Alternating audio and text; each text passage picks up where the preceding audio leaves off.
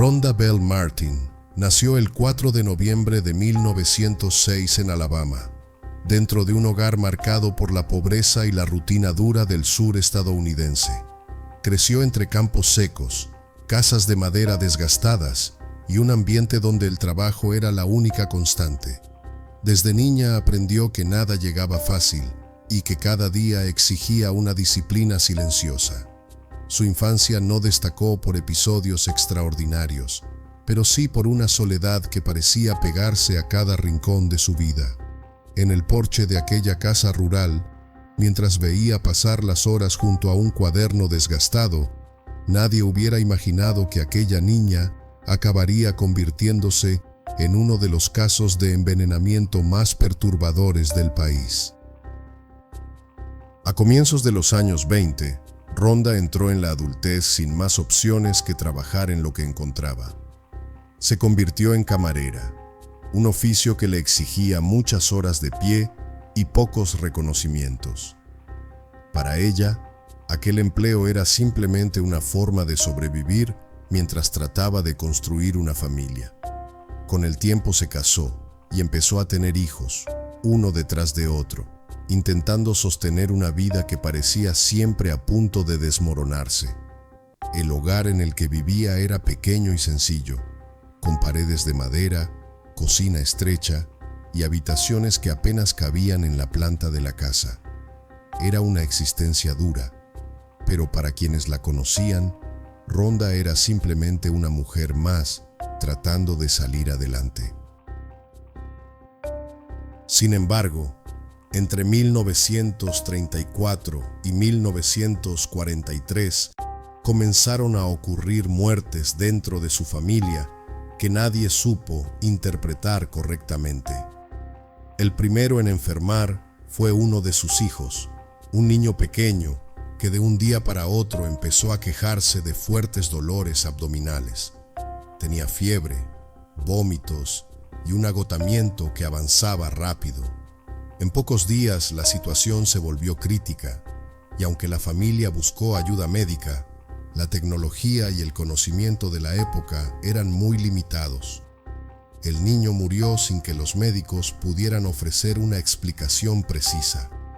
Rhonda lloró en silencio frente a un ataúd de madera diminuto, rodeada de vecinos que repetían palabras de consuelo, mientras atribuían la tragedia a una enfermedad repentina.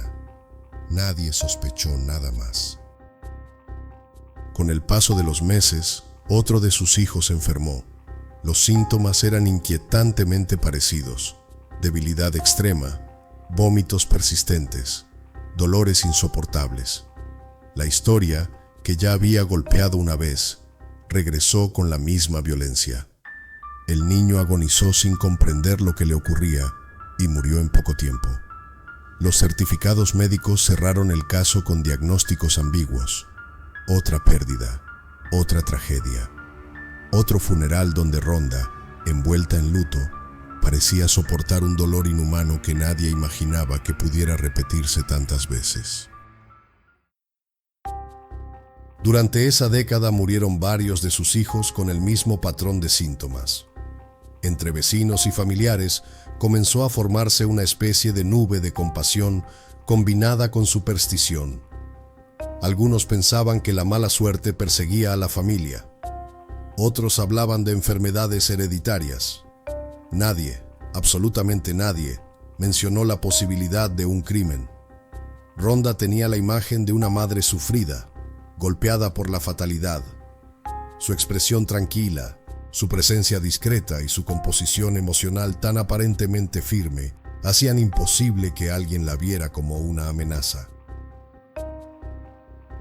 A comienzos de los años 40, la madre de Rhonda también cayó enferma.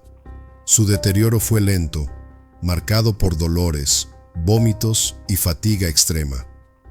La mujer murió en su cama rodeada de mantas y sombras, sin saber que estaba viviendo el mismo destino que había arrebatado la vida de tantos de sus nietos. De nuevo, los médicos consideraron que su muerte entraba dentro de lo esperado para su edad. De nuevo, la comunidad ofreció condolencias. Y de nuevo, Rhonda fue vista como una mujer golpeada por tragedias que parecían encadenarse sin fin. A pesar de tantas pérdidas, Rhonda continuó casándose. Su tercer esposo también enfermó, mostrando un cuadro casi idéntico al que habían sufrido los niños y su propia madre. Dolores, vómitos, debilidad, una progresión fatal. Murió dejando preguntas sin responder, pero ninguna de ellas se transformó en sospechas contra Rhonda. La muerte, sobre todo en zonas rurales y hogares humildes, era un fenómeno común, y el veneno no solía figurar en los diagnósticos médicos de la época. La ciencia forense era limitada, y la idea de que una mujer pudiera envenenar a su familia de manera sistemática no encajaba en las creencias sociales del momento. Con el paso de los años, Rhonda conoció a Claude Carroll Martin, su cuarto marido. Claude era un hombre trabajador, serio, de carácter tranquilo. Se casaron y llevaron lo que parecía una vida normal en Alabama. Pero en 1951, Claude empezó a enfermar. Al principio fueron molestias estomacales y mareos esporádicos, pero la progresión fue implacable. Semana tras semana, su salud se debilitaba sin que los médicos encontraran una causa clara.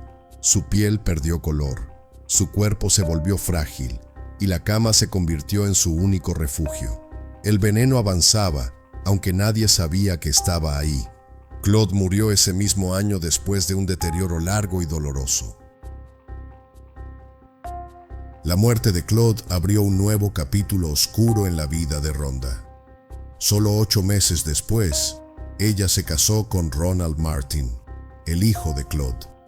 Este matrimonio sorprendió a algunos vecinos, pero ninguno lo consideró extraño al punto de despertar sospechas. Ronald era joven, lleno de energía y ajeno al peligro silencioso que lo esperaba dentro de su propio hogar. Entre 1952 y 1955, comenzó a enfermar de manera casi idéntica a las víctimas anteriores. Dolores abdominales, vómitos continuos, mareos, debilidad muscular. La enfermedad no se detenía, pero a diferencia de los demás, Ronald no murió. Después de múltiples episodios críticos, quedó paralizado en 1955. La supervivencia de Ronald fue el giro decisivo en esta historia. Su estado permitió que los médicos observaran su deterioro con más detalle y comenzaron a notar similitudes inquietantes entre sus síntomas y los registros médicos de otras muertes en la familia Martin. Cuando compararon historiales, nombres y fechas, la coincidencia se volvió demasiado evidente para ignorarla. Todas esas personas, a lo largo de más de 20 años, habían muerto o enfermado gravemente bajo el cuidado de la misma mujer, Rhonda Bell Martin. En marzo de 1956, las autoridades de Montgomery decidieron intervenir formalmente. Investigadores revisaron antiguos certificados de defunción, informes médicos y entrevistas con vecinos y doctores que habían tratado a miembros de la familia. Poco a poco emergió un patrón que había permanecido invisible durante décadas. Los síntomas eran consistentes, las circunstancias repetitivas y la presencia de Rhonda en cada muerte imposible de ignorar. Rhonda fue arrestada y llevada a interrogatorio. Al principio mantuvo una postura fría, distante, casi mecánica. Su expresión, según los reportes, carecía de emoción. No había llanto, ni ira, ni sorpresa. Solo una calma inquietante. Durante los interrogatorios, cuando los investigadores comenzaron a mostrarle los documentos que unían cada muerte, Rhonda terminó admitiendo lo que había hecho. Confesó haber envenenado a 6 personas, su madre, 2 de sus maridos y 3 de sus hijos. También admitió haber envenenado a Ronald, quien sobrevivió paralizado. Dijo que utilizaba veneno para ratas, un producto común que contenía arsénico en altas concentraciones. Lo mezclaba con alimentos y bebidas, administrándolo poco a poco, permitiendo que el deterioro pareciera progresivo y natural. Cuando le preguntaron por su motivación, la respuesta fue desconcertante. Afirmó no saber por qué lo hacía. No mencionó dinero, ni celos, ni odio, ni venganza. No había razón, al menos ninguna que pudiera explicar racionalmente la destrucción sistemática de su propia familia. Su frialdad desconcertó incluso a los investigadores, que no lograron encontrar un hilo claro que justificara tantos crímenes. El juicio se llevó a cabo meses después. Las pruebas eran contundentes. El testimonio médico, las similitudes entre muertes, la confesión directa y el caso de Ronald como superviviente formaban una narrativa sólida para la acusación. El 5 de junio de 1956, Rhonda Bell Martin fue declarada culpable del asesinato de Claude Carroll Martin. Aunque confesó otros crímenes, solo ese caso fue procesado legalmente debido a las limitaciones forenses de la época. La sentencia fue la pena de muerte. Durante su estancia en prisión, Rhonda se mantuvo calmada, sin grandes variaciones de ánimo.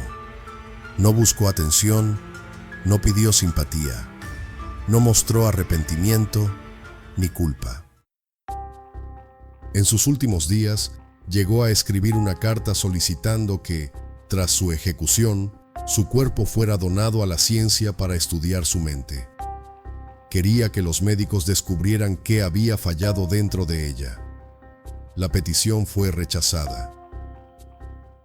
El 11 de octubre de 1957, Rhonda Bell Martin fue ejecutada en la silla eléctrica en la prisión de Kilby. Tenía 50 años.